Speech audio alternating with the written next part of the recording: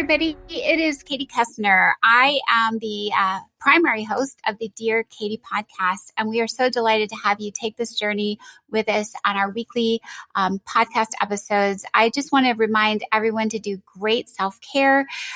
Thriving is part of the purpose of this podcast, and we definitely want you to take a break at any time. Warm bath, fresh air, walk a dog, have a bite of chocolate, whatever you need to do good care for yourself. Just as a reintroduction, if you're not familiar with me, I am the woman who was on the cover of Time magazine at age 18 as the first in history to speak out nationally and publicly as the victim of date rape. And HBO made a film about me, and I went on to become the executive director of the Take Back the Night Foundation. We are the oldest, largest global movement on sexual violence in all forms for all people in the world. So we encourage you to visit our website for lots more information. So I'm going to turn it over to our host and our guest for today. Welcome back to the Dear Katie podcast. This is Katie Koestner. And this is Claire Kaplan. Once again, I want to remind our listeners that sometimes we have difficult discussions on the podcast that can be hard for folks who've gone through trauma. So we want to encourage all of you to care for your safety and well-being, whether it's to reach out for emotional support from family or friends, or a counselor, or even a hotline. Additional resources can be found on the Take Back the Night Foundation website, and I'll share that address with you at the end of the podcast. Thank you so much, Claire. And we have a special guest today who doesn't identify as a survivor, but is here to share his wealth of knowledge around the legal field in sexual violence. He is an attorney and lives in Canada, and he'll introduce himself. His name is Perrin. So Ben, we are so delighted to host you on the podcast. Can you share a little more about yourself? Sure. Yeah. Thank you so much, Katie. So I'm a criminal law professor in Vancouver, Canada, at the University of British Columbia.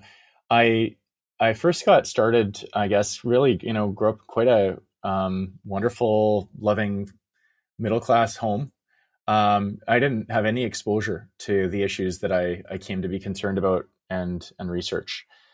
It was only when my mom actually started volunteering and in fact working at a center for abused women and kids and in Calgary, Alberta. And one day she came home. I was a teenager at the time, and I'd done some babysitting and things like that. And so they needed some support with the kids. So they'd have a weekly group session with the moms, and they needed someone to come and essentially provide childcare. And so I said yes, not thinking anything of it. I thought I know how to babysit kids. I was the oldest of 4 kids, and just would show up.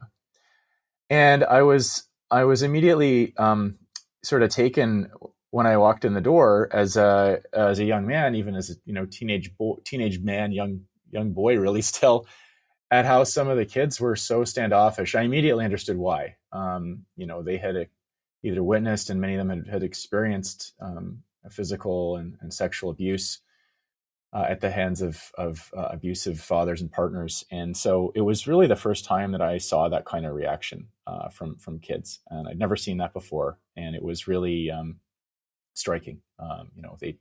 Many of them came to know, had never seen, had a really any kind of healthy or positive or even safe male figure in their life. And so, wow, yeah, it was quite a thing. How did you? I guess I have a quick question about that. Yeah. What you said is so perceptive as a teenager to notice that about the peer group you're around. What struck you about anything in terms of their personalities or issues with control or trust, or what was your perception back then and now your reflection now? I remember at the time, I remember knowing that this is probably why. I just kind of had a sense of it because it was so different. I'd babysat a lot of kids, kind of family, friends, neighbors, things like that. I'd been to summer camp and done that sort of thing. And what I noticed with these kids is, it took them many weeks, maybe even a couple of months to start to just play with me the way that the other kids would play. There's a little playground in the backyard. I remember the room we were in. they often were kind of keeping, like physically keeping distance, right? There'd be like a corner in the room and they'd have, some books or toys, and then I'd see that and they wouldn't come over. And I'm a pretty silly guy. One of my summer jobs around this time, or maybe it was a year or two before this, was they had this kind of silly job in the city I was in of trying to educate kids about not vandalizing property, and they had us doing it with puppets, So we had these kind of like, oh my goodness, yeah, it was really funny. It was really cute. So I had puppets. I often, my wife still laughs today. She says, if there's a baby, I can get it to smile. I just make a lot of goofy faces and smile. Like I said, I think it's because I was the oldest of four kids. My youngest sister was 9 years old. So I grew up kind of like helping out a bit. But yeah, so there's some things like that. But the kids have eventually came to open up a bit. And one of the young boys in particular, I guess he would have been around 11 or so. Later on, after I had stopped volunteering there, actually, after I don't know how long I was there, maybe a year or so, I heard through my mom, he said he just would love to like kind of connect again. And, you guys want to go to like a hockey game or something, or, just kind of do something positive, kind of like a big brother type thing. Right. And I did that for a few years, just kind of meeting off and on, not a lot, but, and I kind of wonder what happened with him, but those are the kinds of things that I noticed. And, but eventually, once they saw that, there was trust there, and it was a very safe environment. We were all in one big room. There was always other adults, you're never alone with these kids. And a lot of it was outside and stuff like that. And they were really wonderful kids. And I look back and I really do see that was the start of my understanding that, the world was a lot more difficult and dangerous for other children. And so I guess I would flash forward a little bit just to bring up the other kind of big thing is, I'm not a survivor myself, but my wife is a survivor of childhood abuse, physical abuse and neglect quite severely. So, and she's given me permission to share about that. And because it's a big part of it has been my journey is understanding, in relationship with someone as an adult who's a survivor of that kind of abuse, the ways in which it affects our relationship, the way it's affected us. And also, though, the really wonderful thing is the kind of healing and transformation that she's gone through and getting support over the years, and that we've gone through in our marriage too. So, yeah. Ben, I'm so glad you brought that up, because I think that we have listeners or partners of survivors who have partners who may or may not be feeling entirely supported because their partners don't completely understand what they're going through, and or don't know how. Really, it's not that it's necessarily intentional. And so I'm wondering if you have any thoughts about what. I know you want to talk about your work, and I want to hear about that. But I also, since you are the partner of a survivor who had some pretty severe trauma, what are just a couple of things you might want to suggest? Yeah, sure. So my wife and I have been together for 22 years now. She's been diagnosed with complex trauma and ADHD and OCD and a couple other issues as well. But those are the main things that came up. But we didn't know this, and it does link to my work, because when I started doing research into childhood trauma and the way that it impacts people, for example, in some cases turning to substances or its connection with mental health issues later in life, it's where I first learned about the ACEs research, the Adverse Childhood Experiences research. And, right. I brought that home to my wife because I was doing the research at work, and I said, hey, this is kind of wild. Like, look at this. There's 10 questions, and it's, shows the kind of correlations that can happen with folks. It's not predetermined, but it can have these massive impacts. And she said, let me take a look at it. She went down, and I didn't check any of them. I was 0 for 10. And she went down, and I think she's 5 or 6. Mm-hmm. And she said, isn't that funny? I remember she said this at the time. She said, isn't that funny? I had 5 or 6 of them, and you're telling me that most folks will have all these big impacts, and it hasn't impacted me at all. Well, flash forward a year or two later, and we found ourselves in the middle of a kind of midlife crisis, is the best way to put it. And that's when it all started coming out. And we started realizing that there was so much going on below the surface. And in pretty much every difficult interaction we would have in our marriage, there would be, her trauma triggering and interacting with my issues. I didn't experience childhood abuse, but I'd experienced some bullying, had some pretty big self-worth issues. And so I would take any little kind of criticism really negatively. and kind of want to walk off. And she wanted to be close and attached to me. She didn't want me walking off. And other things I would notice too, where I'd be talking at a regular volume maybe, and but my tone would be very negative or harsh. And she would say, "Stop yelling at me." And I say, I'm not yelling at you. And so, there were differences of perception. And the really disturbing thing was, as we sought support and counseling, couples counseling, 3 out of the 4 counselors we had made it worse. They did not understand complex trauma either. At one point, they told me that I should just walk away from the relationship, and she had severe mental health disorders, probably undiagnosed. It was all her trauma. And once she got healing from a properly qualified trauma counselor, in my experience, they all say they know about trauma, but very few do. Then she was able to along with the work I was doing in my life too, I had a lot of work to do as well. We were able to come back together, and we renewed our vows 2.5 years ago with our kids, and have new rings, and we have a really kind of a new life in a second marriage, and it's a wonderful thing to go through healing with someone you love. That is so amazing. I know, Claire. I'm like, this is great. That's so great. I'm going to make my husband listen to this tonight, Ben. I'm not waiting for it to be released. Well, he needs to know what it's like to be married to me, because we're like living parallel lives. We have 2 kids. Yeah. He's a lawyer too. Wow. Yes, I'm just telling you. Wild. It's so cool. I'm so excited. I do have one thing though, just for reference for our listeners. Sure. That was beautiful. I have two follow-ups. One is the timeline that process took. So, some people might be listening to you and think it all happened within 6 months or a year or 5 years.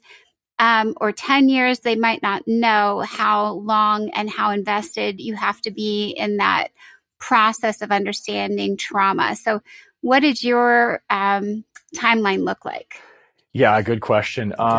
Yeah, and it's obviously different for everyone, but I would say her working on her issues and me working on my issues, which for me included, multiple addictions and undiagnosed, high functioning autism and a bunch of other things as well. So we're both working on our own stuff and then trying to work together. It was 2.5 years from when we first separated for a short period of time to when we renewed our vows. And we ended up, that was not a straight line, as anyone knows, right? There's a lot of ups and downs, but I'm really grateful. And, our faith played a big part in that. We both say we made a mess of our marriage, but, God really stepped into the breach and saved us. And the other thing I would mention too, that really was helpful was I did find, actually, it's pretty rare, but I did find someone at the time who was a complex trauma partners support coach. So that's pretty rare. Wow. Yeah. And yes. Really rare. And how did you find that person? Well, my wife found her, and, I was pretty leery, but I thought, well, you know what how could it hurt? And I was quite desperate at that time. And I had just several sessions with her, and she was someone with that experience as well, and just walked through with me what her journey looked like. And she's still on it as well. I've since stayed in touch with her. My wife actually got to meet her a few weeks ago. We were traveling and we got to meet her and thank her for her support. But one of the big things that helped me a lot was understanding, like, what's the work that my wife can only do on her own and with her counselor and her support team, and what's the part that I need to step up for as a partner. And part of the problem was that she was expecting me to do things that I really couldn't do, and understanding, like, where my role as a partner begins and ends, and getting out of the enmeshment and the entanglement that we were. We used to be, if she was happy, I was happy. If she was sad, I was sad. And so, we don't have that anymore. We've there's a term, differentiation. We're our own people, but we're in this healthy marriage. So when we come to this marriage now, this relationship, we're, healing, not fully healed, but we're healing people, and we're not looking for each other to fill the holes in our heart. We've done the work to do that. Like I said, our faith is a big part now in our marriage. And, that way, when we come to the relationship, we're not coming coming out of the desert, as it were, desperate for water. We're coming in instead. We're like, hey, this is all bonus. Our relationship is like more fun and amazing. we make time now. We make time to talk about our feelings. We make time every week or two for date night. We make time once a year to go away and leave the kids with grandparents and go somewhere fun. And so we had to learn to do that. No one teaches you this stuff, right? And so I'm very grateful that we were able to do that. And it's really relevant to my work because most of my 90% of my understanding about trauma came from this experience and doing the reading and understanding about childhood trauma from a person who I love so much and who survived that. And that I then brought that into the work as I was. Wait, Ben. I want to get to work, but I have two last questions to follow up because we're almost there. I think another term that you use is complex trauma specialist, and I don't know that a lot of people understand what that might be defined as. And I'm going to say what I think, but you need to clarify. Usually, complex trauma means it refers to things that are lots of different forms of trauma. It can be different types: sexual, emotional, physical abuse. It could also mean abuse that is all of those things that has happened over the entire course of one's life at various points. Is that accurate to what you were referring to, or did I not define it so well? Yeah, I think that's right. And it's kind of an emerging term. I mean, one of the reasons that I understand that it's not yet in the, some people will know about the DSM-5, right? The Diagnostic and Statistical Manual. Right. And one of the reasons I've heard why it's not in there is because you can't treat it with medication, right? So this is like one of the rationales for it. But I'm pretty sure it's in the World Health Organization has a separate list. Right? Were you exposed to that? I think it's EMDR. Sure. Yeah. EMDR is one of the ways. There's also like a lot of somatic therapies that are done. So body movement therapy. I've done some EMDR on some of the bullying stuff I mentioned, and I've found it helpful. My wife doesn't do EMDR, but she does a lot of the movement, and it's called somatic therapy. So it's basically, folks are probably familiar with that book, The Body Keeps the Score. We do keep a lot of our trauma in our bodies, and being able to get that out and move with that really has been helpful for my wife. So yeah, finding someone, like I said, everyone says they do trauma work. Like you won't find a counselor who doesn't say, "Oh, I get trauma." So that's not enough. Right. Yeah. I hear you. You have to ask what modalities they do and see what works for you. Right. And yeah. One thing about complex trauma, and as you said, it manifests in different ways. Certain forms of complex trauma, and I'm not surprised to hear that your wife did not do EMDR, because it doesn't work for complex trauma very well. And as a family member of someone who has that, it just like the therapist says, don't do it. It's not going to work, and it's just it could be worse. So I think people have to be careful when they talk to therapists. EMDR is really good for a lot of trauma experiences, but for stuff that's super deep and very complex, it can be just triggering, even more triggering. Yeah. Okay, so my last question before we head to your work, which is incredible, Ben. But the other thing I think might help our listeners, I'm just trying to be practical, oftentimes and accessible, so our listeners can listen, learn, apply, and consider everything that we put forth on the podcast. So another kind of practical question that I think we've not talked about, it's this, you needed therapy, you said, or counseling or support on some issues. Your wife had different issues. And then you said marriage counseling. Sometimes I think people are like, how many counselors do we need to have? Yeah. Do you need some for do you need some for your kids because they're traumatized? Like the kids need theirs, I need mine. Who's like, how do we all come together? How are counselors all sharing notes? Like, I think that's a practical kind of question. Yeah. But I think your experience, at least as a firsthand one, like in your experience, how did you all do the multiple therapists, if you had one, and how did they communicate? Just so our listeners can say like, oh, that's how you do that. Yeah. So we did have our initial sort of getting started thing was, we had a person who was like a kind of crisis marriage counselor, just to sort of stabilize things and all that. And that was just sort of like a 1 week intensive type of thing. That was pretty quick and then over quickly.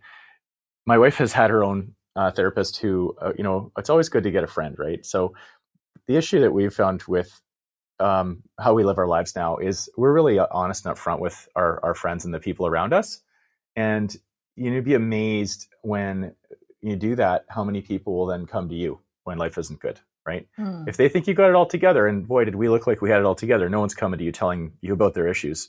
But we have, multiple wonderful, friends and people we're close to, or even friends of friends who, when relationship things hit the fan, they'll say, oh, you should, talk to these guys. So we'll talk to them. I'll talk to the husband. My wife will talk to the wife. And sometimes it's a one-time thing over coffee. And sometimes it lasts for years now, where we just share our story. It's about giving people hope, it's breaking that isolation. As a man, I can say, I didn't have any close friends before, really didn't. I'd have guys I'd go watch a movie with and, talk to anyone at the movie theater and have a drink or whatnot. But now I do. Through this journey, I've got to know and become really close with a number of guys. So we were not in counseling continuously for that time. At sometimes it was helpful, at sometimes it wasn't. And so it was about finding the right people and at the right time. But so we did have some couples counselors that were unhelpful, like I said, but one or two that were really good and helped us to, I think, slow things down. They helped us to understand each other so we could both feel heard and listened. We also did some counseling called Imago. I don't know if you've heard of that one. That was super helpful to give us some very basic tools around just things like, stuff like, hey, what I hear you saying is X, Y, Z. Did I get that right? No, you didn't get that right. Okay, can you explain some more to me? And being heard and understanding your partner is so important. And like I said, we don't get the tools for this. No one teaches this stuff.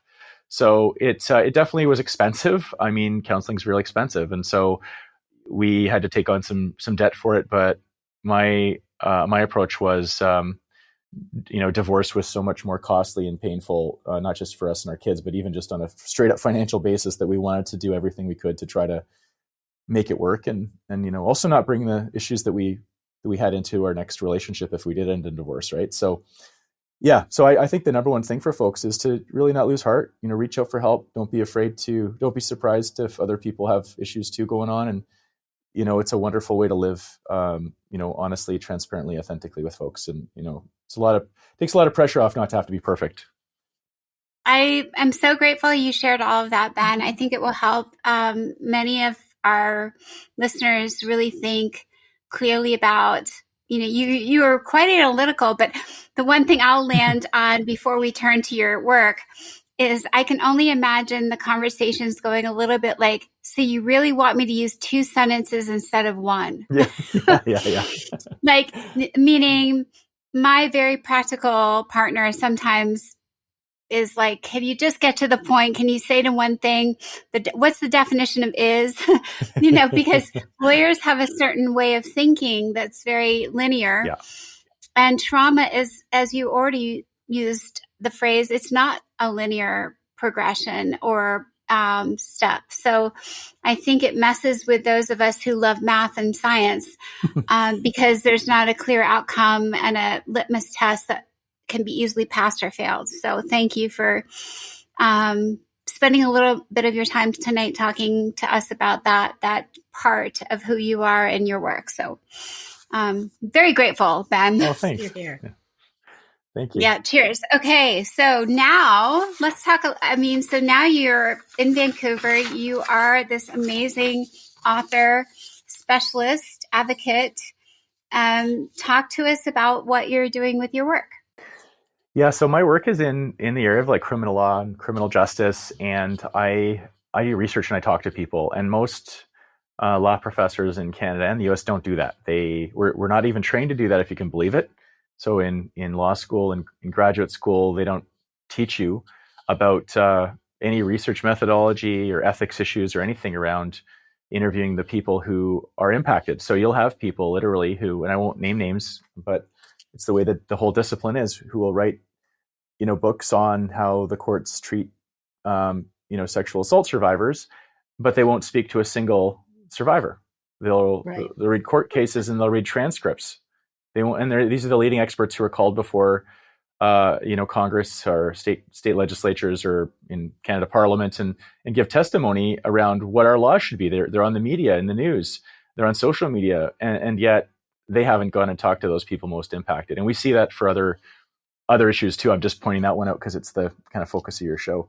So I always kind of knew that was wrong, but didn't have much of an entry point into it. I had experience, interacting and working with survivors. My early work was on human trafficking. I did some work on that early in my career, and then started to look at the issue of the unregulated drug crisis, which in where I live right now is the leading cause of death for people ages 10 to 59 is unregulated drugs, and it disproportionately impacts Indigenous women. It's deeply connected to intergenerational trauma and childhood trauma. And my more recent work, the book that just came out in October, is called Indictment: The Criminal Justice System on Trial. And we basically put the justice system on trial, and the witnesses in the case are the people who've been most impacted by it.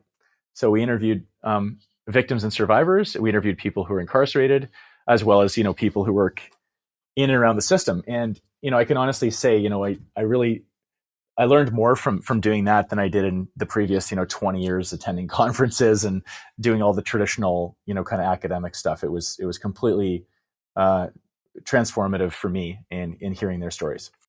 And I'm interested in when you would look for people to interview, did you do it through your own clientele or did you talk to colleagues and say, do you have anybody who would be interviewed, who'd be interested? How did you find folks? So, because a lot of people are shy about that stuff. Yeah, that's a really great question. And I wondered if people would want to share, if they'd want to actually tell their stories or what that would look like. And we obviously were concerned about not, re-traumatizing folks and all that. So what we did is we actually went through the entire federal database we have of victim service organizations. There's like over 100 of them, and sent them out our research poster, which basically had one big question. And it was in bold text, huge font. And it said, what was your experience like with the criminal justice system? That was it. What was your experience like? And I started getting contacted immediately. This went online. People started sharing it in their support groups and in their through Facebook messengers and all this stuff. And we just got completely flooded. And the two things that virtually everyone said, whether they were a survivor or they were someone who committed an offense, and there's actually a huge overlap between those two categories as well. Most of the people we spoke with who you would say is an offender or a criminal, they actually themselves are also survivors, almost invariably of childhood abuse, but also at the hands of police or corrections guards or fellow inmates. And so that's something else we could wait. Ben, let me just interrupt for. I know you're like, we have to take one sentence at a time, literally. Let's go back to. I talk a lot about that perpetrators are often victims when I speak all over the place. Yeah. I don't think a lot of our listeners may necessarily understand that. And I'm also thinking about some of them thinking, wow, should I feel less of a victim or more empathy toward my perpetrator if I know that they are also a victim themselves? So I think that's a kind of big topic. Sure. And it would be really important to talk about that. And only for another point of reference, I have one of my speeches. This is just, I try and share a little bit about my life journey for over 30 years since I'm 18. And one time I was speaking in Texas, Ben, and our listeners need to know, again, you're in Canada. But I showed up and I was in this auditorium at a university. And they said, by the way, all those 3 rows of men in the back, we brought them over from the prison. They're all convicted sex offenders. We brought them here as part of their, better understand a victim's point of view. Do you mind? Wow. On the spot. Wow. Yeah. It was like, do you mind? Like, there was no, like, Claire, hello, give you trigger warning. Wow. Like, trigger warning. Like, I need the darn trigger warning. Yeah, that's really unfair. But do you mind? And then the flip side of that story, Ben, is a long time ago, there was the wife of a Vice President Tipper Gore. Al Gore was vice president at the time, and Tipper Gore invited me to come to speak with her in a maximum security prison in Connecticut to the women. It was a women's prison. So that, like, the other side of that coin is these were women who they were abuse victims who had then gone on to either kill their perpetrators. Yeah. Or so it's so fascinating, the work you're doing. And I think we could have many more conversations, but for our listeners, this is exploring a different part of your own healing, is to understand all the working pieces and all the complexities of trauma and perpetration and addiction, and it's very complicated. Yeah. And so I would simply summarize and then toss it to you then for your response. Sometimes I think men are more likely to take their abuse and abuse others, and women who are abused are more likely to take their abuse and either victimize themselves, and at best, I'll say it, which is horrible, at best find the confidence to retaliate, which is a terrible thing to say. But often women turn their own hatred against, about what happened against themselves instead of pushing it somewhere that's helpful. And men often sink into this cycle of power and control of others. So what are your thoughts on that? Yeah, it's a really tough one. I certainly won't tell anyone how to feel about their perpetrator. That's for them to think about and work through and all that. I mean, I think the issue I look at in my research is, my goal is to reduce harm in our society. We want to prevent harm. We want to prevent trauma. And in particular, we want to break the cycles of trauma and abuse that happen. And, one of the things that we found in the research is that, someone who experiences childhood trauma, they're at greater risk of being victimized later in life. One study says, someone who experiences childhood trauma is actually 8 times more likely to be sexually victimized as an adult, right? So it increases your likelihood of that, but it also increases the risk of harming others. The hurt people saying that you often hear. It's not everyone, but it increases your risk by about 50%. So that's why a lot of what we talk about is trying to follow compassionate, evidence-based policies and programs that will support young families and children, right, to prevent that harm. So to look at, kind of flash forward though, like we're talking about where do people end up in this victim offender overlap, as it's called. We have a really good criminological research center in Alberta, and they did a study of incarcerated people in the province of Alberta. Alberta is sometimes called, you mentioned Texas, the Texas of Canada, oil and. Yeah, gotcha. I grew up there. The Stampede, and I had cowboy boots as a birthday present, so that's to give people a sense of what Alberta's like. What that study found was that almost everyone, regardless of gender, who was incarcerated in the province were victims before becoming offenders. And the numbers really speak for that. I mean, you're looking at 95% of incarcerated Indigenous women and 86% of incarcerated Indigenous men had experienced victimization prior to being seen as offenders. And it was 90% for white women, and 79% of white men incarcerated had these childhood and adolescent traumas. One thing I really want to emphasize, though, too, that we have found in our research, and I don't know if this research has been done in the US, but that really high number of proportion of women, it was higher than the men, you'll notice, right, who are experiencing trauma, who are now in jail, that a lot of that is related to what's called dual charging. And so that's when there's domestic violence situations. And if there's any suggestion that the female partner in the situation did anything remotely wrong or criminal in nature, they will just automatically charge both people. And that has been found to even our federal Justice Department, like the government itself, has said that has contributed to this massive disproportionate incarceration of Indigenous women. Half of all women in Canadian federal institutions are Indigenous, while they represent less than around 5 or 10% of the population, like 5% of the population. So right, yeah, we had a very bad problem with that in the U.S. And probably in some jurisdictions is probably still a case, because the police were not trained to be able to determine what is an offense and a defensive injury. So they would just arrest both people when the laws, the must arrest laws went through. That's changed a lot because they're trying to train people that no, that's not quite how you do it. But I'm sure it's still a problem in a lot of areas. Yeah.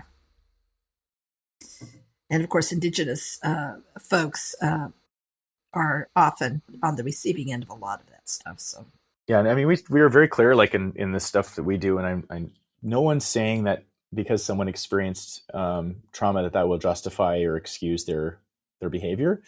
But if we're serious about both healing for them and breaking these cycles, and if we're interested at a broad, societal level of reducing harm to folks, we have to start doing a better job of supporting young families and protecting children. And there's really great, research in the U.S. around how to do that and programs that are working to do that. And it's not the case, that every survivor or victim that we talked to had the same views on this. There was a range of views expressed, but by and large, what we heard from folks is they wanted to be heard. They didn't want to be treated like a piece of evidence. They wanted to be treated with dignity and respect.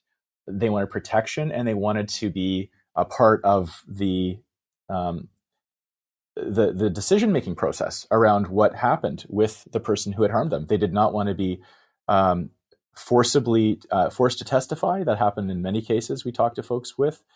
And they also wanted to not necessarily just see, longer and longer sentences handed out.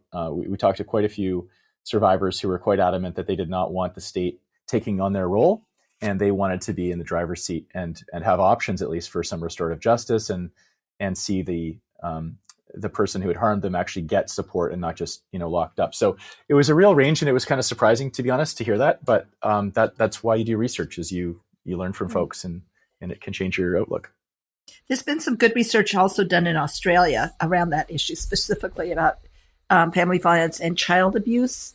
And they found the same thing, that restorative justice was the choice that many people, especially in Indigenous communities, because that fits with their understanding of justice. The harm is done to the survivor and also to the community, and fit very well with those traditions in Australia. So you might want to check that out too. I have a question. In the States, I went to a conference a few years ago about men in the anti-violence movement, both as survivors and as activists. And a number of male survivors spoke. And they talked about how their understanding that as they were growing up, that men who were sexually abused grew up to become perpetrators. And so they never told anyone because they were terrified of, even as adults getting therapy, they were afraid they were going to be labeled. And the research in the U.S. actually shows that more men who are survivors do not become perpetrators than do. Yeah. And I think it's really important to point that out. But also, when men end up in prison, it's not necessarily for abuse. It may be drugs.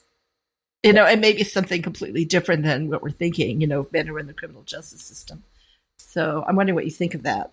Yeah, in terms of the folks who end up, let's talk about that. That's great. So, in fact, I don't know what the reporting rates are like in the U.S., but it's essentially survivors of crime have given up on our criminal justice system.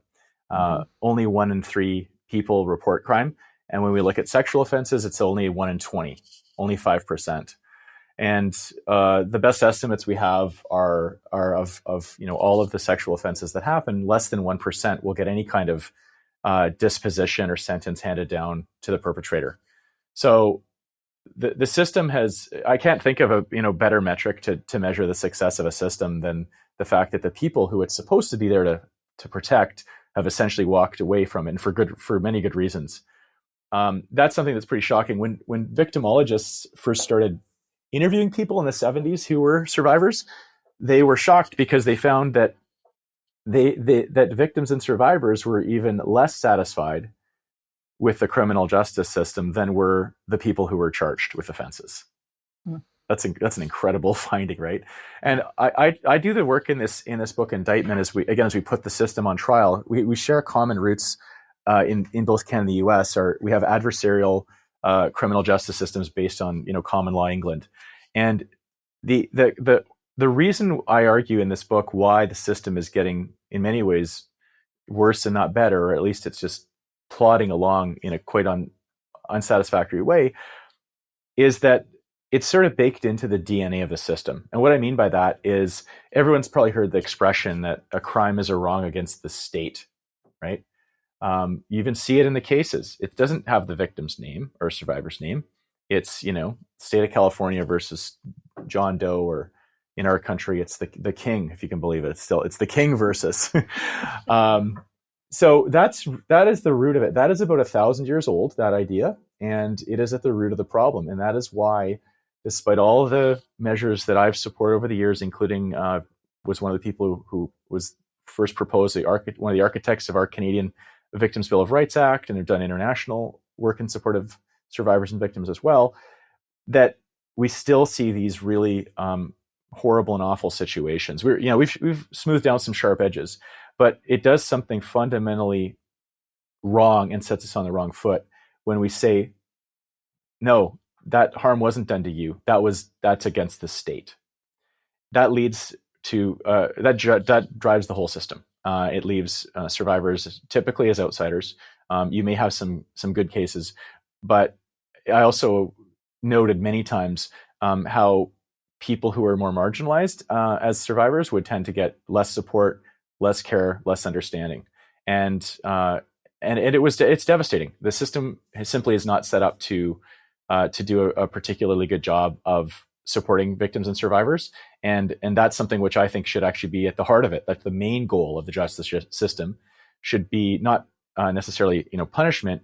We need to keep people safe, but the goal should be to transform the trauma in our society. And that means providing actual support and safety for survivors and resources for healing and recovery, and breaking those cycles of harm and violence in people who commit harm. And that, for example, just briefly, that what that means is when we do have to separate people from society and lock them up, that they would come out better human beings and not worse.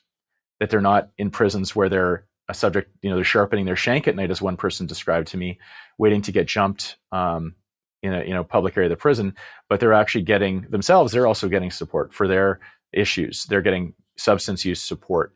They're getting vocational training. Most people in our country enter prison unemployed and leave unemployed. Most of them have a substance use disorder, up to 93% in some jurisdictions. And so we know that locking someone up, they're eventually going to get out. Most people do get out, and they tend to leave worse and not better. And that leaves all of us unsafe, right? They're higher risk of reoffending. So countries that have taken a more humane approach and dealt with the underlying causes see lower levels of reoffending. They go down from 60 to 70% reoffending down to just 20%, which is still awful for those folks who are harmed. But you can't deny the benefit of that to folks who are spared. Right now we just keep getting folks released in our country with high risk sex offender warnings. In our community, that happened recently. And what do you mean high? What have you been doing for the last 5 years with this person, right? So the system needs to go through a pretty wholesale overhaul, in my opinion. That's what I talk about in the book. Great. Awesome. Ben, we would love to chat, but here's what I'd like to propose. We are starting chapters of Take Back the Night at law schools. I know you're a professor at one, and we can chat later about that, but I wanted our listeners to at least know that part of staying active with Take Back the Night is joining an event, creating a chapter, and keeping connected with amazing folks like Ben. So for our listeners, I would definitely encourage you to get a hold of any of the works of Ben, follow him on social media, and absolutely be a part of the solution and do the brilliant, also personal work, Ben, that you've done independent from your public and national work. So thank you for joining us. We are delighted. Well, thank you so much for everything you're doing. And I really enjoyed the conversation. Same here. Claire, can you close this out? Yes, absolutely. So thank you again, Ben. This was really fascinating. I would love to talk with you more for sharing your work and your story. And also, thank you to all our volunteers who make this podcast possible. And thank you to our listeners for listening in today. Help us help other survivors by subscribing to the podcast, share it far and wide on your social media. Please follow us on Facebook and Instagram. And if you need support but don't know where to find it, visit takebackthe.org for a list of resources and how to reach our legal support hotline. Please remember that self-care is essential to healing and thriving. Thanks so much, Claire. And again, thank you, Ben. And we will connect our listeners with your bio and your work. So everyone who's listening, please continue to tune in to the Dear Katie podcast for finding strength and healing one day at a time. Together, we will shatter the silence and end the violence. Thank you. Thank you again, everybody, for joining another episode of the Dear Katie podcast. I hope very much you found today's episode helpful, empowering, and a way to take another step in that long journey toward healing and supporting those we care about, learning about sexual violence prevention, and also survivor support. For those of you who don't know, again, the Take Back the Night website has tons of great resources, books, self-care options, cool merch. If you're feeling like you need a wearable, we have great t-shirts. Of course, we would love it if you follow along on our free newsletter with news and events going on around the country and even around the globe. And finally, don't forget to like us and follow us on Facebook and Instagram. You'll find our entire community popping up here and there, and recaps of our podcast episodes as well.